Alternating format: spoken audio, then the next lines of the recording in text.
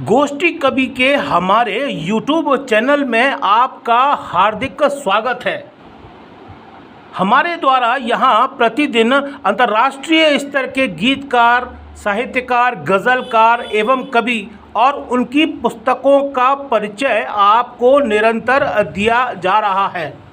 इसी क्रम में आज हम आपका परिचय ग्वालियर मध्य प्रदेश की आदरणीय कुंदा जोगलेकर जी से कराने जा रहे हैं। कुंदा जी की अभी तक 2 पुस्तकों का प्रकाशन हो चुका है, जिसमें से एक पुस्तक का शीर्षक है एक बूंद टूटी हुई।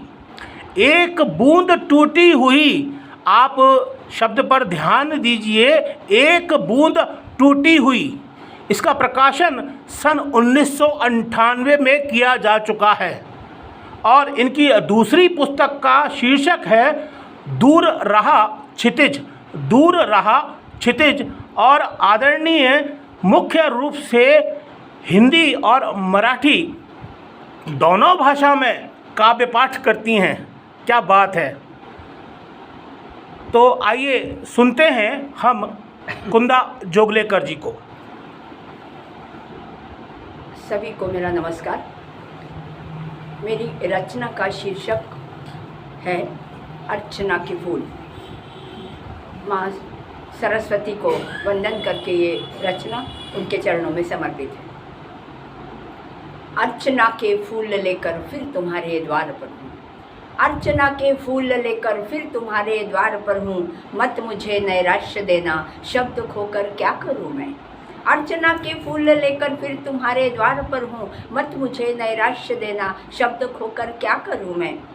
शब्द मेरी आस है, शब्द मेरी आस है और शब्द में ही श्वास है। शब्द मेरी आस है और शब्द में ही श्वास है। शब्द शब्द में बसा प्राण का उच्छ्वास है। शब्द भाव है, शब्द भाव है, गीत भी है, लेखनी का दर्द भी। शब्द भाव है, गीत भी है, लेखनी का दर्द भी। शब्द माया जाल रचता एक नया विश्वास है। शब्द माया जाल रचता एक नया विश्वास है। हो लेखनी का जागरणम, हो लेखनी का जागरणम। निशब्द होकर क्या करूँ मैं, शब्द खोकर क्या करूँ मैं, शब्द खोकर क्या करूँ मैं। अगला बंद है कि है नफरतों के बीज फैले, है नफरतों के बीज फैले खेत में खलिहान में। है नफरतों के बीज फैले खेत में खलिहान में। प्रेम कैसे उग सकेगा अब विश्व भरे बागान में। एक ऐसे वक्त में, एक ऐसे वक्त में जब दूर थे पर्याय सारे। एक ऐसे वक्त में जब दूर थे पर्याय सारे।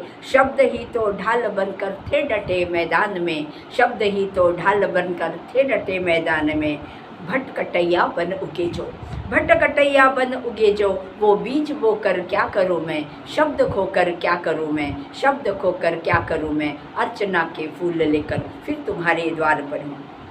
अगला बंद देखिएगा कि एक अबूझे मोड़ पर हूँ, एक अबूझे मोड़ पर हूँ, साथ चलता द्वंद है। एक अबूझे मोड़ पर हूँ, साथ चलता द्वंद है। दृष्टि की यह बेबसी है या कि बुद्धि मंद है। शब्द ही वह साध्य है जो कर सके आह्वान मेरा। अब शब्द ही वह साध्य है जो कर सके आह्वान मेरा। चल पड़ेगी लेखनी भी शब्द से अनुबंध है। चल पड़ेगी लेखनी भी शब्द से अनुबंध है। लक्ष्य की खातिर समय को, लक्ष्य की खातिर समय को व्यर्थ ढोकर क्या करूँ मैं, शब्द खोकर क्या करूँ मैं, शब्द खोकर क्या करूँ मैं। शब्द साध्य आराध्य शब्द है, शब्द का संसार न्यारा। शब्द साध्य आराध्य शब्द है, शब्द का संसार न्यारा। शब्द ब्रह्म है, नाद शब्द है, शब्द का विस्तार सारा। और शब्द प्रीत है, शब्द प्रीत है, रीत शब्द है, शब्द है तो जीत है। शब्द प्रीत है, रीत शब्द है, शब्द है तो जीत है। शब्द माया मोह शब्द है, शब्द है ब्रह्मांड सारा। शब्द है ब्रह्मांड सारा। अब समय का साथ कितना, उम्र के इस मुकाम की रचना है कि अब समय का साथ कितना। व्यर्थ सोकर क्या करूँ मैं, व्यर्थ सोकर क्या करूँ मैं, शब्द खोकर क्या करूँ मैं। अर्चना के फूल लेकर फिर तुम्हारे द्वार पर हूँ। मत मुझे नैराश्य देना, शब्द खोकर क्या करूँ मैं, शब्द खोकर क्या करूँ मैं।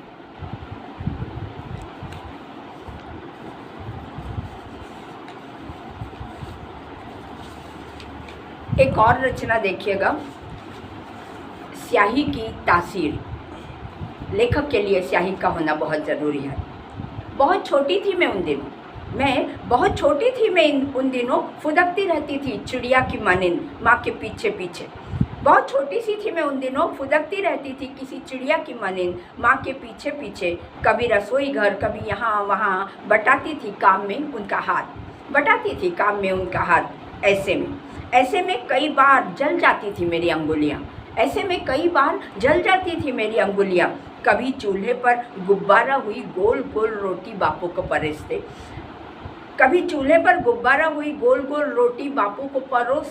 कभी जलती लकड़ी से खिलवाड़ करते। तब माँ की डांट पर उमड़ आता था बापू का प्यार। निकाल लाते आले में रखी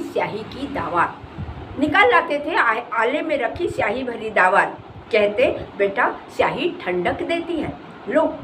माँ हाथ पकड़कर डुबो देती अंगुलियाँ भरी हुई दावत में, और सचमुच ठंडक से थम जाता था आंसुओं का सैलाब। मैं फिर चहकने लगती थी चिड़िया की मानिंद। आज उम्र के इस मोड़ पर विस्मृतियों के बीच किसी अधखुली खिड़की से झांकते हैं कुछ लम्हे, या दर्द से कराह उठती हूँ जब भी, तब असंख्य प्रसव वेदनाओं के साथ उमड़ते घुमड़ते शब्द स्याही में नहा कर लेते हैं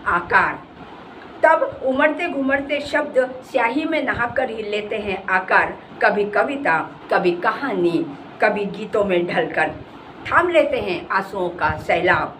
और एक बार फिर अंतस की जलन ठंडक में तब्दील हो जाती है। ज़हन में एक बार फिर मुस्कुराता है बापू का चेहरा, स्याही की दावत, बचपन और एक प्रश्न चिन्ह भी। क्या इसीलिए समझा गए थे बापू स्याही की तासीर?